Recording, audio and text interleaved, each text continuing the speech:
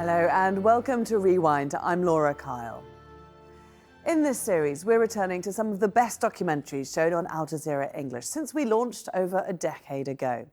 Back in 2011, the Africa Investigates series dug deep into Africa's second largest gold producer. For centuries, it was called the Gold Coast, but today this West African country is known as Ghana. And in recent years, it's been home to a multi-billion-dollar industry that once gave it its name. Using hidden cameras, investigative journalist Anas Aremeyaw Anas went undercover and scratched beneath the surface of what appeared to be legitimate gold traders. But as Anas was about to discover, all that glitters may not necessarily be gold. From 2011, here's Fool's Gold.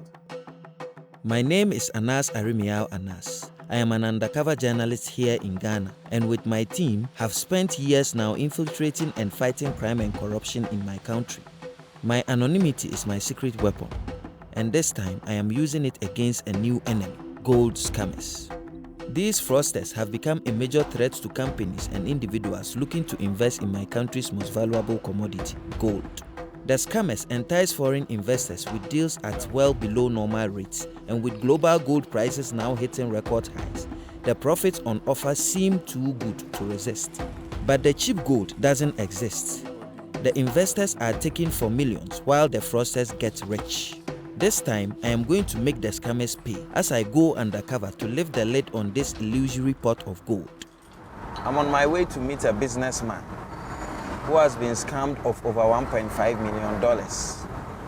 Todd from America was scammed last year when finalizing a deal for 56 kilos of gold at a local refinery called Asavasa. I was storing the gold at Asavasa. They have vaults there. We tested it. It was good. Went to do the next shipment, and I find out that the gold has been switched, and they put brass in there.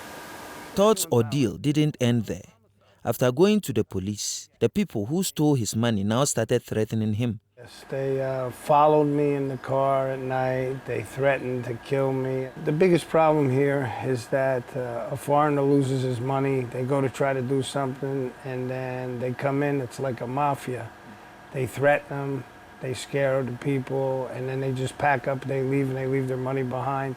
There's just millions and millions of dollars of people's money just being taken. People work their whole lives for the money, and it's just been just down the drain in one day. Hearing Todd's story, it made me angry that not only were these scammers stealing from individuals like Todd, they were damaging the reputation and development opportunities of my country. I went to the police headquarters in Accra. The director referred me to the head of the department in charge of gold scam cases, Dennis, and his chief of operations, Ralph. Some years back, gold scam used not to be rampant as it is today. When I look at my unit alone, as of 2007, we had about 10 gold cases for the year. This 2011, we have getting to 20 gold scam cases. So you can see the sharp increase. So what kind of figures are we talking about here? Some have lost about 200,000, some in millions of dollars. Across the country, there have already been 38 cases reported this year. Dennis and Ralph took me to see some of the fake gold they had obtained through their fight against gold scammers. So usually, how do the victims behave when you open up the safe to them and they realize that there is no gold and that they've been fooled? Yes. For instance, in this case, you know, the guy or the victim saw real gold. And when this box was brought to the police, we opened it in his presence, and lo and behold, we found pavement blocks and then sand. He was shocked because initially this is not what he saw. Actually, he nearly collapsed. Having spoken to the police, it's clear this is a growing and serious issue. But I want to get a view from inside to find out what is really going on. One of my connections managed to put me in contact with a gold scammer. He has agreed to talk on the condition his identity is concealed. So how many people are involved in this scamming business? We have many people, massive people. and in this business. Throughout the world, we have connection, they are insider in every way. You can buy anyone, anybody, official, police, immigration, custom, to get what you want. He explained to me that gold scams were just the tip of the iceberg, part of a much wider network of fraudsters, all working together. These crimes are becoming endemic in the West African region, and Ghana is now a global hotspot for online scams. Most of people are a good degree holder. Not any employment for them. They need to find another way to survive in life. High unemployment and poverty levels are clearly a major factor in the rise of these crimes, but these fraudsters are destroying people's lives. As an undercover journalist, my motto is to name, shame and jail. It's time to give these scammers a taste of my medicine. I've been tipped off about a bogus gold business, the Ebibrim Mining Company. An informant has told me that it is a front for a well-established group of scammers. But to prove it, I need to get inside their operation and run a sting. So I've enlisted an associate, Bilal, to act the part of a wealthy investor. I'll be posing as his friend, a professional footballer who has played soccer abroad. I contact the mining company on Bilal's behalf. I tell them he'll be arriving from the Middle East in a few days' time and that he's keen to buy some gold. Within hours, I get an enthusiastic response from the CEO, a man called Patrick Boache. The company even offers to collect my friend from the airport and take him to his hotel. The game is on. Assalamu alaikum, Bilal. This is the plan. When you arrive, the scammers will be there to meet you. I would also be there. I'll be waiting for you in the lunch. Our cover story is that we are friends and that we met in Jordan, where I play football. They will provide a car that will pick us. Once we are at the hotel, then we can go upstairs quickly for a prep talk. So that will be the very first phase of the investigation before we now start moving to meet them to take us to show us the gold and the other things. All right, Bilal. Salam alaikum.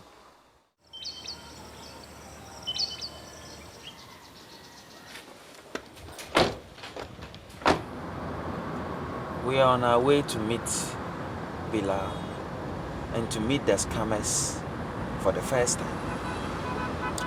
These times are usually uncertain times because you're dealing with criminals. You can't predict what they will do. The most important things that I take into consideration is to stay focused, be in character, and overall keep the smiles on. On our way to the airport, Bilal called to say he had arrived early and had already been met by someone as he came off the plane.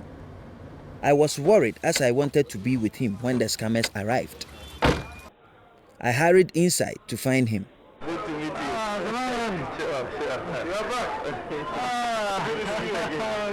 The man who had met Bilal in the yellow shirt informed us that the vehicle would soon be arriving to collect us and take us to the hotel. Outside, Desmond and Salasi were keeping a lookout.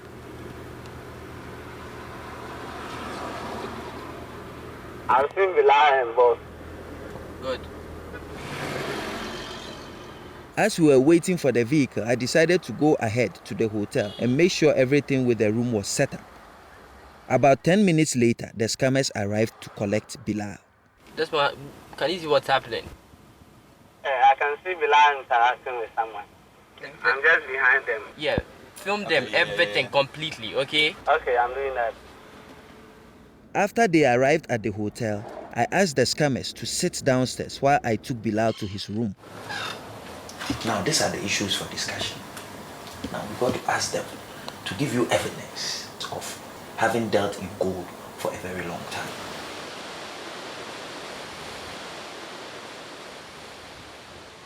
The following day, I met Bilal to discuss the next phase of the investigation. The company boss had called Bilal as promised, asking to meet tonight for dinner. What we're going to do is that we are going to honor the invitation for the dinner tonight.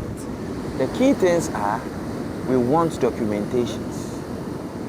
Proper documentations on how they work. The second issue would be that we want to go and visit their mine and to see the gold they produced.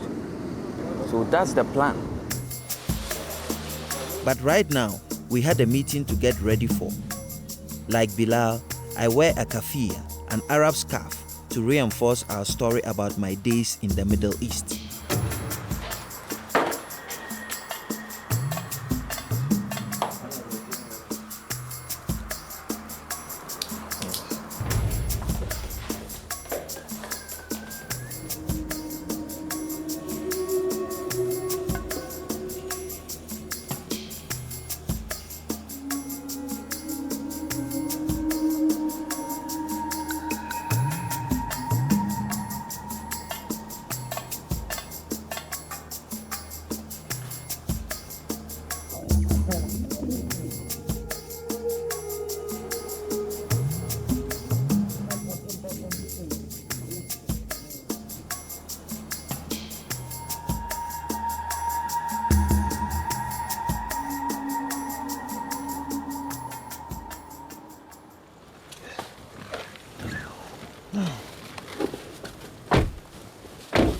Yeah, it went well. We had the conversation with him. And you see, the key thing is to make him believe that we are what we are, and he has believed it. And like they usually do, they will consistently want to tell you to be wary and to be careful that you are not scammed. That's exactly what he was trying to say. The next step was to check the authenticity of the documents provided to us by Patrick. Mr. Amponsa is the manager of monitoring and evaluation at the Minerals Commission, the government body responsible for regulating the mining sector. Oh, I was even looking at, I even saw the name here. Yeah, Abibre Mining Company Limited. We actually received this documentation from outside, trying to check on the background of this company. Immediately, I could testify that it's a fraudulent company, because you don't have anything like Ghana Export Council in this country. It's Ghana Export Promotion Council. It was concerning to think how many other investors were out there now communicating with these fraudulent companies. I must say that I also blame the scam. You don't buy gold like tomatoes in the market. Something that is worth about $50,000, you say, oh, they've gotten some people who are selling to them for $35,000. I tell you, you are in for a danger. In the consumer-driven world of today, it is obvious that scammers won't be the only people to feel the temptation of easy money. Whether or not most scam victims are here while trying to make a fast buck, Mr. Amponsa's words served as a timely reminder that investors need to be sensible and take necessary precautions. The next day, we were on our way to meet the scammers who were taking us to visit their gold mine. We managed to convince them to allow us to film the trip, claiming that Bilal's business partners back home wanted to see the footage before making any commitment. As usual, Salasi and my backup team would be close behind.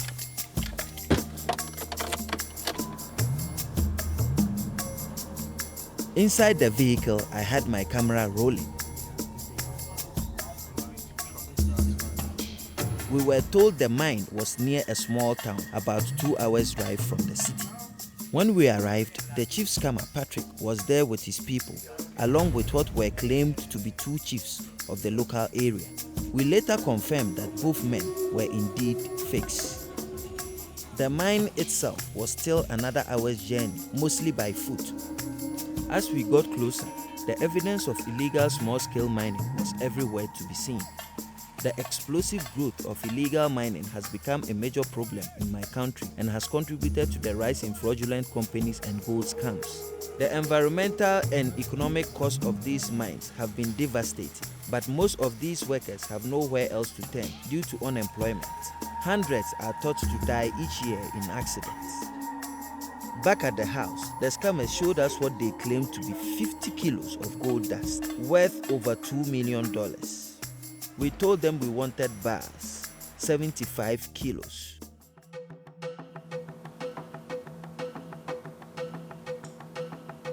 We were fast approaching the business end of our investigation. The gold bars were ready, and I could sense the scammers were eager to close the deal. Our final port of call before arranging a day for payment was a government-certified testing lab to check the purity of the gold. The scammers took us first to a private residence where they were holding the gold. They wanted us to choose a bar to take to the testing lab. In a surprising move, we were first taken to a national bank, where we were told the rest of the gold will be deposited for safekeeping. Inside, a man claiming to be the bank manager assured us of the gold's security. A later checkup at the bank's head office revealed that they offer no such facility to receive or store gold. The alleged bank manager was in on the scam. The Geological Survey Department is a government-run body with private mineral testing facilities. The results from the test on our bar indicated that it was 85% pure. It was real. We were then taken to see a lawyer to receive legal guidance on how to export the gold. It is not clear whether he knew he was helping to perpetuate a fraud, but what is certain is that the whole day had been a carefully orchestrated charade to suck us deeper into their trap. Now the semi-finals is over. We are getting to the finals tomorrow. We've collated all the evidence. Tomorrow morning, I'm going to present it to the police. The raid will take place when we make the final payment. Now, the critical things about the raid is that the fake gold must be there. We must be able to get evidence of intent to sell, because the whole point is to get them behind bars. It was time to pay another visit to the police. Some journalists may question my tendency to cross over into collaboration with the authorities. But for me, in this country, it's about seeing things through and getting the job done. Yeah, so over the weeks, the investigation has gone on very well. And so today, the payment is going to be made. We chose a location in East Legon. We are taking 2 rooms. Okay. 1 room which will be for you, okay, and another room which will be for Bilal and myself, staying in where they are supposed to make the payment. Okay. We'll take this opportunity to go and have a look at the location. And then we'll strategize. We'll do a briefing at 2 p.m. with my men. Then we'll move to location 2:30, take positions, and then we'll wait for them. Okay. Thank you. Good luck. Everyone was in position. All we had to do now was wait.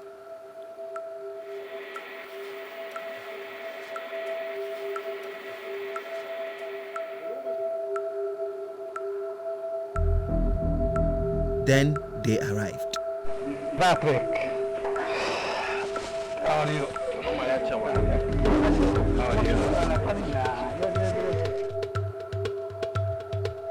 But there was a problem.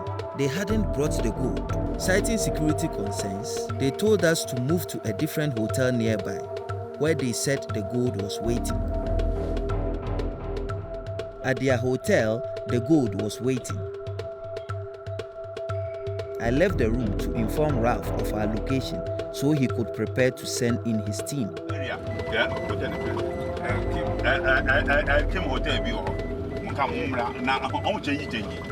Meanwhile, Bilal and Patrick left to collect the payment. It was crunch time. Go. You will not run, you go. My friend, stop. Charlie. Stand up, come down. What's your problem? Take your time. Let me find out who you are. I'm a policeman. Yes. Hey. Come down. Move your hand. Come down from the car. Go on. Policeman, you are under arrest and look at the stupid thing you are doing. Can you fight me? Listen. Come here. Listen.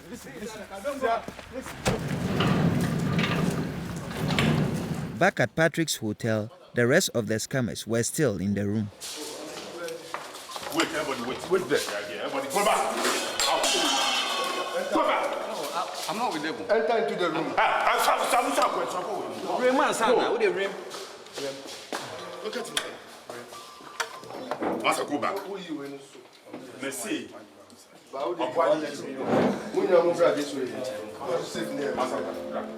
And so our investigation came to a successful conclusion. Police tests on the 75 kilos of gold confirmed that it was indeed fake. Only 1 bar, which must have been used for the gold purity test at the Geological Survey, was real. All those arrested will be appearing in court over the next month to stand trial for their actions. Today, these fraudsters have been beaten at their own game, but on most other days, companies and individuals are being scammed up and down the country, destroying lives and damaging the image and investment prospects of Ghana. The result of this one investigation may not change anything, but this was a small victory.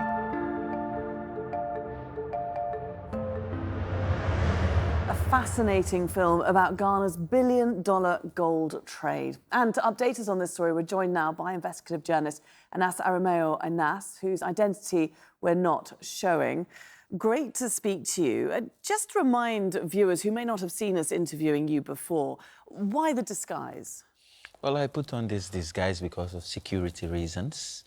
In Africa, there are real threats to the journalist when you are undercover working. So in order to keep that face, to be able to work on the next story, I always wear this disguise. And it's made of beads, with African beads. Fool's gold, I mean, it makes for gripping viewing where you've got both sides fearful of being exposed. Did you fear for your life when you were filming that? Well, normally it should be so, but when you do proper recce, then you know that things ought to fall the way they should.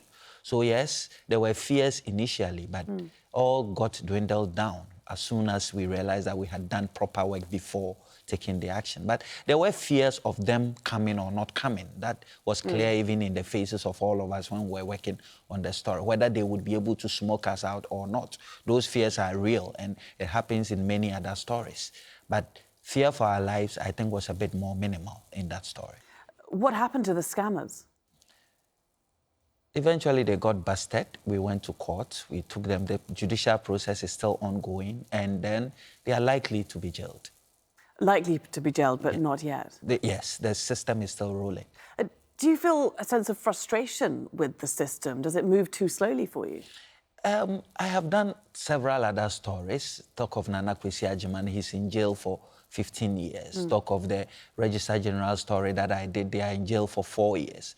Talk of the other one I did on the cocoa smuggling story, they are in jail for 16 years, all put together. So yes, I do know that sometimes the system grinds slowly, but I have seen results, and I don't have to get frustrated by that. I think it should instill in me a sense of wanting to push the frontiers further. And I think that people are beginning to see the realities. The hardcore evidence is there, and when you attempt, no matter how slow, it gets done. Do you see the situation improving? I mean, in context of this film, should foreign investors still be wary about doing business in Ghana? Well, I think that if you have a nation that sits on its sits down and does nothing about it, that's when you should be worried. Yes, gold scammers would always be there. But the bigger question is, how prepared is your nation to fight these? And in most African countries, we have willing police service who are, if you take the evidence to them, they will want to take those steps. So yes, it is horrible. We have scammers all around. But what is clear in this film is that there are people who are also willing to take down the scammers. And also, I think foreign investors must also develop the nerve that if you smoke anything, you see anything going wrong, you should be able to report it. That's the only way the systems can work. You've been doing this job for around 20 years now. What's the work that you're most proud of? Well, I would say my next work that is coming. I am proud of Justice, which I did for this same, for Al Jazeera. It was a big story. It encompassed all the most corrupt charges, and it's the replica of it on the African continent is what makes me happy. And then I think that another one is coming. Just stay tuned. You're going to see it. We absolutely will. Anas, it's been great to speak to you, and good luck with your future work. Thank you very much. And that's it for this week's Rewind. If you want to catch any of the other films in the Rewind series, you'll find them on the Rewind page at the Al Jazeera website. But for now, until next time, goodbye.